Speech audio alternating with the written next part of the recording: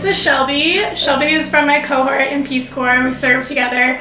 Yeah, tell them about your service, the first part. So, moved to this little village called Falbach. Actually, it's not very little. It's a fairly big village. Yeah. Morgan got to see it today. We drove around pretty much the entirety of it since we went all the way to Almonds Drift, and that it continues that side as well. It's kind of split into 3 sections, and so I focused on one of the 3 sections. There's a second volunteer, or at least there was when I was staying here, and that does the kind of other half. So it was kind of nice. We split up the work. But I work with, it's making me sad, worked with Impilo Community Center. They have a variety of projects, especially now that they are, you know, really on top of their things, but they do home-based care. They also have a drop-in center, and then they work with the Go-Go's. Grandmothers? Yeah, Go-Go's doing different activities, kind of basically trying to keep their health up as well, keep them up and moving, and just involved in the community, because obviously as you age, if you're more involved in the community and just more involved in general, your health is better. And so I worked here. I did, obviously like Morgan, we were here doing HIV/AIDS prevention, so I worked with children at my drop-in center, doing different programs run by, like, from the government, as well as Peace Corps run programs like Zazie, and yeah. Is it okay that I say you, like, had to leave early and stuff? Yeah, so Shelby was here for about a year and then had to go home for medical stuff. But now, 2 years later, she's here visiting, and if I've uploaded any of the videos, then you'll have seen all of our travels. Okay, so I have like a ton of subscribers, but I actually do, like, pretty much weekly get, like, emails from people about Peace Corps, and the #1 question I get is, like, the transition. And, like, for me right now, tonight, sitting here, like, it feels like one of the first nights in Peace Corps. I don't know, does it feel like Yeah. like when you first come to your site and you're, like, not really moved in, so you're, like, staying in your, like, Go-Go's house. Yeah. So anyway, do you have anything to say about the transition to living in, like, the village life? Take it day by day. There's going to be days that are really hard. Not even, like, homesick level, but just, like, you're literally readjusting your entire life. Yeah. I know a lot of people at PST are bucket bathing, but you're bucket bathing in your own room, and you're trying to figure out how to not make a mess, and then what to do with the mess that you do make, because let's be real, you always make a mess. And like, what food to cook, and you have such limited funds and resources to cook stuff, so, like, everything that you think you can cook in America that you're like, oh, I'm a great chef, like, I love cooking.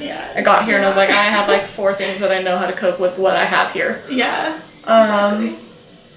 But just make sure, like, find some way to spend your own time, like, to yourself. Like, for me, it was not Netflix, like, we don't have it here, but movies and TV shows, just to kind of, like, take myself out of here. Village life. Yeah. And, like, I kind of just put, like, my phone away and just be on my laptop with my headphones in. Yeah. And that helped.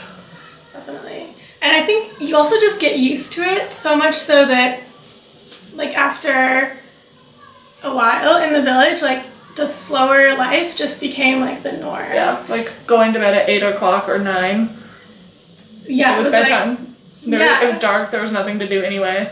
Right. And, like, I think a lot of people, and me too, like, before I joined, I was like, I'm gonna be so bored, there's no internet, like, what do you do?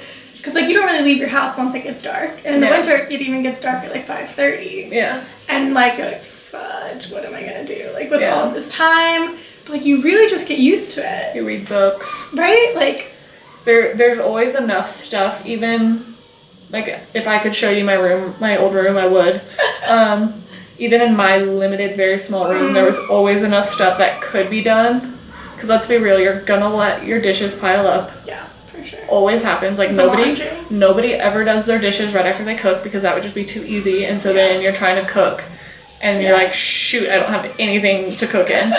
So there's always something that you can do to make yourself busy on the days that you do feel like you're a little bored. And it gets to the point where you get so used to it that the days you go feel bored. Yeah. And then the days when you go into, like, the city or, like, town or whatever are, like, so overwhelming because there's so much to do. and you have like, you're usually there to like shop or like get stuff done that like, I don't know, it's just overwhelming sometimes because you get so used to just like having a slower pace of life. Yeah. Yeah. But even like since I moved to Pretoria, I'm like used to like the quicker pace of life now, that coming back here just for a day even feels like kind of slow and like just sitting and talking and doing nothing. And right now it's 6:30 and we're in the house pretty much for the night. Yeah, like there's nowhere to go out to dinner, like or like to go hang out. Yeah, so we're gonna sit here all night and that's pretty much what we're gonna do. Yeah, exactly. But you get used to it, which I think is like the weirdest thing, because you don't think you'll ever get used to it, but you do. Okay, so like real talk, do you think Peace Corps volunteers make a difference? I mean, I think so. You saw my village, or my organization today. Yeah. So when I got to we went and visited my org, and when I was here, we restarted the drop-in center that they were supposed to be running, and on a good day would maybe get 15, 20 kids showing up. I would be, helping with homework. We kind of did some programming, but mostly it was just me tutoring the kids. We would struggle to feed them meals. And we show up today and there's 80-something kids, and they have tables and chairs and they have full meals funded, and they're getting books and they're talking about getting laptops for the kids. Like, I'm not responsible for most of it. I helped with the food before I had to go home, but I'd like to think that most of that is not necessarily because of a volunteer, but because a volunteer has had an impact somewhere along the line. Yeah, definitely. I mean, I always said that, like, and even Peace Corps says this, like, the biggest impact you have isn't, like, the programs you start. It's what you get other people to do for themselves. Yeah, it's, like, empowering the locals to do the things that, like, they totally could do on their own. They just need that, like, push in the right direction. Yeah, because, like, half the things that I started, like, aren't there anymore. Yeah. But, like, Kahiso, for instance, my counterpart, like, just seeing him grow as, like, a leader in the community. An adult. Yeah, and to like literally an adult when he was like 19 when I met him, and now he like runs the center, like really. And like I'm not taking responsibility for that either, but just seeing like him grow and like the community grow is just really cool. And like when you haven't been here in 2 years and you come back and like everyone remembers you and stuff. Like it's stuff like that like shows people that you don't think would remember you. Yeah, it shows like the real impact of your service. Because when you're here, there are so many days where you're like, I'm not doing anything. Yeah. Like, I might as well just go home. Like, and so many days where you just, like, end up sitting in your room all day. Or sitting at the office doing nothing. You know what I mean? Just doing nothing. Just, like, reading a book on your phone, or listening to music on your phone, or using your BlackBerry when that was a thing still, and just using your unlimited data because there was nothing else to do. Yeah. And you really feel worthless sometimes, or useless, I guess. Worthless is really deep. But yeah, and then you come back after 2 years and people are still like, oh my god, let's say hi, like, that's so cool. And like, you're like, wow, like. And like when they're proud, like they were proud to show me their difference today. That was really cool. Yeah, and like building these relationships that have lasted far beyond our service. Like we still, like I still talk to people in my village, you still talk to people in your village. Well, like I was here for less than a year. Yeah. And then gone for 2 years. And it was like a big. Yeah, and you still have those same relationships as well. It's crazy. Okay, what do you think is the hardest? So you specifically had like a hard service because of your medical issues. But before all the medical stuff started, what do you think is like the hardest part of your Peace Corps service? I think it's feeling as though you're not doing anything. Like we were saying, that there's just some days where you sit and do absolutely nothing. Yeah. And those days are really hard because you're like, if I was in the States, like even if you weren't doing the same kind of work, like at least you would be accomplishing something. Even if you're working at Target, and it wasn't something that you felt was a meaningful job, at least you were accomplishing something every day at work.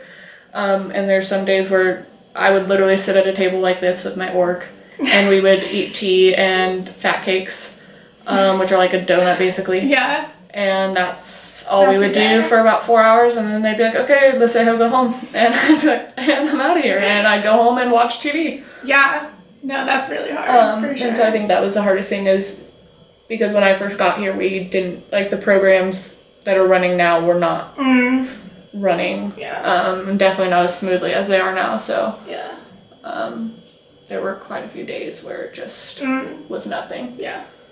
And I think everyone deals with that in Peace Corps, for sure. And a lot of the things you have to remember is that it's just like a slower life here. So like the things that normally you would do in a day in the States would take you like a week, even like a month sometimes. Like, so even if you just do like one thing in a day, like if I just got my laundry done in one day, I consider that a successful day. Yeah. I usually didn't even try one day. Yeah, like it would sometimes take 2 days, like the weekend, really. And in the States, that would take you like an afternoon. And so you just have to like have these small goals and be like, okay, I did one thing today, one thing productive, like good day. Weekend or a day that you don't have to go to the office. Today I'm going to clean my house. Yeah. And as long as you do that one thing in the day, you're like, fine. You're like, yes, I'm accomplishing something.